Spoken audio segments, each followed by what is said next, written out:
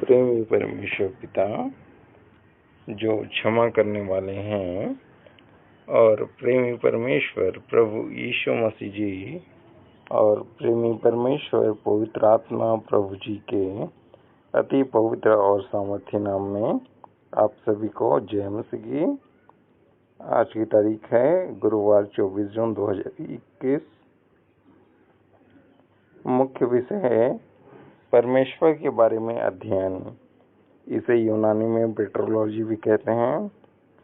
कृपया ध्यान दें, अभी हम जो सीख रहे हैं उसे सिस्टमैटिक थियोलॉजी कहते हैं, मतलब अपने परमेश्वर और अन्य विषयों के बारे में एक क्रम से अध्ययन करना। आज का विषय है सातवां पॉइंट चल रहा है परमेश्वर की दया, मर्सी ऑफ गॉड। उसका भाग 7 है आज। तो परमेश्वर की दया के विषय में परमेश्वर का वचन हमें मुख्य 20 बातें सिखाता है, जिनमें कुल 40 से भी अधिक बातें हैं, जिनमें से कल हमने 7 बात देख चुके थे कल तक अभी तक। आज हम उससे आगे देखेंगे। 8वां देख रहे थे, उसमें 3 पॉइंट हैं, 2 पॉइंट देख लिए थे, तीसरा पॉइंट देखेंगे। हमें चाहिए कि क्या चाहिए, हमें प्रार्थना में इसके लिए विनती करें। कहाँ लिखा है? भजन संहिता 6:4 में लिखा है, लौट आ हे यहोवा, मेरे प्राण बचा, अपनी करुणा के निमित्त मेरा उद्धार कर। हालेलुया। तो यहाँ दाऊद प्रार्थना में विनती कर रहे हैं, हमें भी ऐसे ही करना है। ये परमेश्वर यहाँ लिखा है अपनी करुणा, को इंग्लिश में लिखा है मर्सी, मतलब दया होता है। अपनी करुणा के निमित्त मेरा उद्धार कर। जब हम इस भजन संहिता को शुरू से पढ़ते हैं तो अब हमें पता चलता है कि दाऊद शरीर और दिमाग दोनों में बहुत पीड़ित है। वह बहुत बीमार है। इस भजन संहिता का आप दूसरा पद को पढ़ना, भजन संहिता 6:2। वह बहुत बीमार है और उसे डर है कि वह मृत्यु के निकट है। ये भी भजन संहिता 6:5 में मिल जाएगा। फिर भी वह अपनी धार्मिकता के अनुसार दया नहीं मांगता है, लेकिन परमेश्वर की दया के अनुसार मांगता है, जैसा कि हमने इस वचन में देखा 4थे पद में 6:4 में। और भजन संहिता 25:6 में भी लिखा है, हे यहोवा, अपनी दया और करुणा के काम को स्मरण कर, क्योंकि वे तो अनंत काल से होते आए हैं।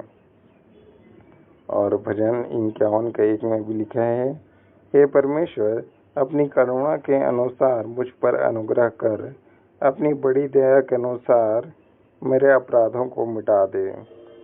अब यहाँ देखिए, दाऊद को अपने भयानक पापों की क्षमा, यहाँ जो भजन संहिता 51:1 है ना, वो उस समय लिखा था दाऊद ने, जब वो बत्शेबा के साथ जो उसने पाप किया था उसके बाद लिखा था। तो दाऊद को अपने इस भयानक पापों की क्षमा के लिए एकमात्र आशा परमेश्वर की दया और कृपा पर थी। यहाँ लिखा है ना, अपनी बड़ी दया के अनुसार मेरे अपराधों को मिटा दे, क्योंकि उसका कोई भी काम अच्छा क्षमा नहीं कमा सकता था कोई भी अच्छा काम क्षमा नहीं कमा सकता था, और कोई भी बलिदान से भी वह अपने पाप को नहीं मिटा सकता था, जैसा कि इसी भजन में 51:16-17 में लिखा है। आप लोग पढ़ लेना। फिर तो परमेश्वर की दया ही उसकी एकमात्र आशा थी और उसी की उसे लालसा भी थी। 9वां पॉइंट देख रहे हैं, 8 पॉइंट हो गया, देख चुके हैं। अब 9वां पॉइंट देखते हैं परमेश्वर की दया के बारे में। हम परमेश्वर की दया में आनंदित हों। कहाँ लिखा है? भजन संहिता 31:7 में लिखा है, मैं आपकी करुणा, मतलब मर्सी, मतलब दया से मगन और आनंदित हूँ, क्योंकि आपने मेरे दुख पर दृष्टि की है, मेरे कष्ट के समय आपने मेरी सुधि ली है। तो इस कारण हम सभी विश्वासी परमेश्वर की दया के कारण आनंदित और मगन हो सकते हैं, क्योंकि उन्होंने हमारे दुख पर दृष्टि की है और हमारे कष्ट के समय में हमारी चिंता की है। 10वां पॉइंट देखते हैं, परमेश्वर की दया हमेशा के लिए है, जैसा कि पहला इतिहास 16:34 में लिखा है, यहोवा का धन्यवाद करो, क्योंकि वह भला है, उसकी करुणा सदा की है। करुणा के लिए इंग्लिश में मर्सी लिखा है, मतलब दया सदा की है। 11वां पॉइंट देखेंगे, दया का सिंहासन मर्सी परमेश्वर की दया का एक प्रकार है। पुराने नियम में दया का सिंहासन बनवाया गया था, वो परमेश्वर की दया का एक प्रकार है। आइए देखते हैं भजन संहिता 25 का 17। वहाँ लिखा है, फिर चोखे सोने का एक प्रायश्चित का ढकना। प्रायश्चित का ढकने के लिए इंग्लिश में जो शब्द यूज किए हैं उसे लिखा है मर्सी सीट, मतलब दया का सिंहासन बनवाना। अब यहाँ देखिए, दया का सिंहासन जहाँ जो शब्द लिखा है ना, तो यहाँ जो इब्रानी शब्द का इस्तेमाल हुआ है, पहले ये सबसे पहले जब बाइबिल लिखा गया था तो पुराना नियम इब्रानी भाषा में लिखा गया था और नया नियम यूनानी भाषा में, उसके बाद वो ट्रांसलेट हुआ है, तो आज हिंदी हमारे सामने है। तो यहाँ इस्तेमाल किए जाने वाला इब्रानी शब्द कपोरेत एक क्रिया से आता है जिसका मतलब होता है कि ऊपर से ढकना।